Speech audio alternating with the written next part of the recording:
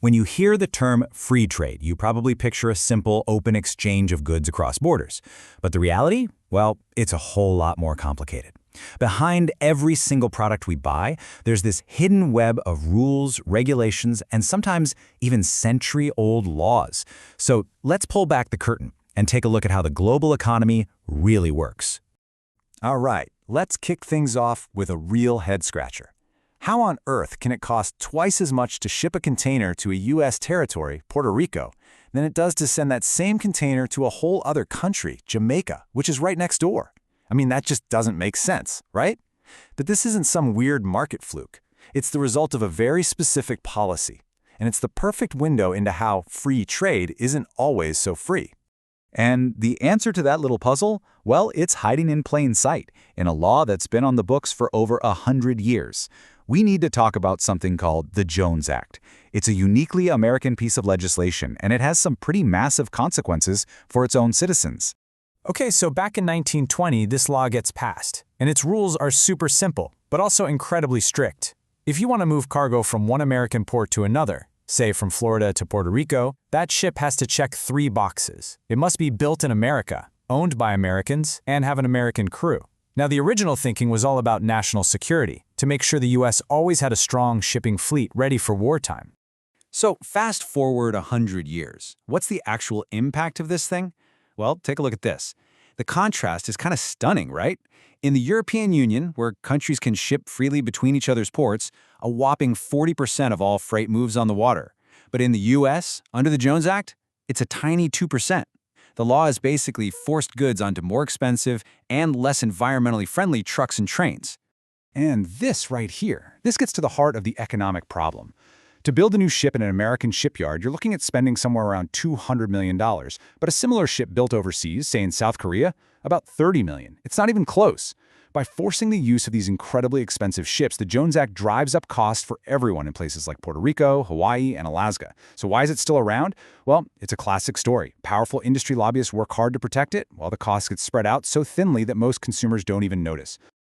The Jones Act is just one pretty extreme example, but it really makes you wonder, right? Why do governments get involved in trade in the first place? When they put up these barriers, is it really about protecting the country, or is it more about politics? Well, when you break it down, the reasons usually fall into 2 big buckets, political and economic. The political arguments are the ones you hear all the time. Things like protecting local jobs, making sure crucial industries are safe for national security, or even hitting back at another country's unfair trade rules. And then you have the economic arguments, like the infant industry idea, the theory that you should shield a brand new domestic industry from global competition until it's strong enough to compete on its own. Okay, so let's say a government does decide it wants to step in and manage trade. What can they actually do? What's in their toolbox? As it turns out, they have a whole range of instruments they can use to control what comes in and what goes out. And it's a pretty big toolbox. You've got the one everyone knows, tariffs, basically just a tax on imports. But then there are all these other more subtle tools. Things like import quotas, which cap how much of something can be brought in, or local content requirements, which say a certain part of a product has to be made domestically. And you even have administrative policies, which can be a polite way of saying drowning importers in paperwork. Let's just zoom in on the big one, the oldest trick in the book, the tariff. It's just a tax on something coming into the country. But the key thing to remember is who wins and who loses. A tariff is great for domestic producers because it makes foreign competition more expensive, but it's always anti-consumer, because at the end of the day, we're the ones who pay that higher price. Now, you can probably imagine what happens when every country starts using these tools against each other, right? It gets messy, fast. It can lead to all-out trade wars. And after some really painful experiences, the world decided it needed a referee to manage the game, to move from chaos to a system with actual rules. And this timeline really tells that story. Back in 1930, the U.S. passed something called the Smoot-Hawley Act. It created these massive tariff walls, a global trade war erupted, and it actually made the Great Depression even worse.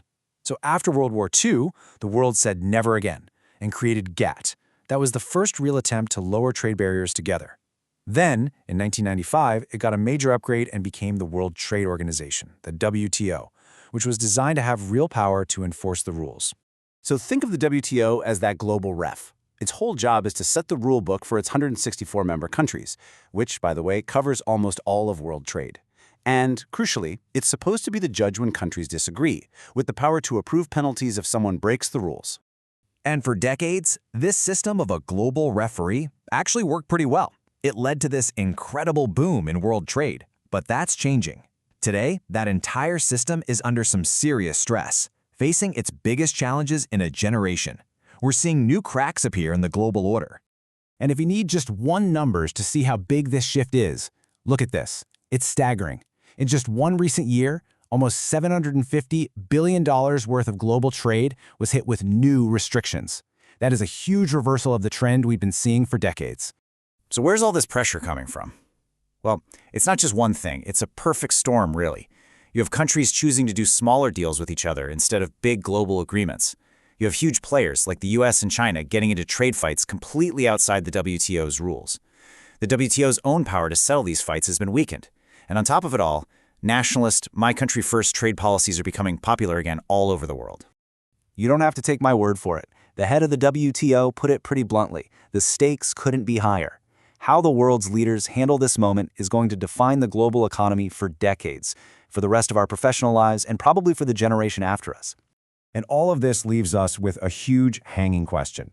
For 70 years, the goal was this one big, rules-based trading system for everybody. But that effort seems to have stalled out. Are we watching the end of that era? Is the future just a bunch of competing trade blocks and one-on-one deals instead of those grand global agreements? It's a question nobody has the answer to yet, but we're all going to find out.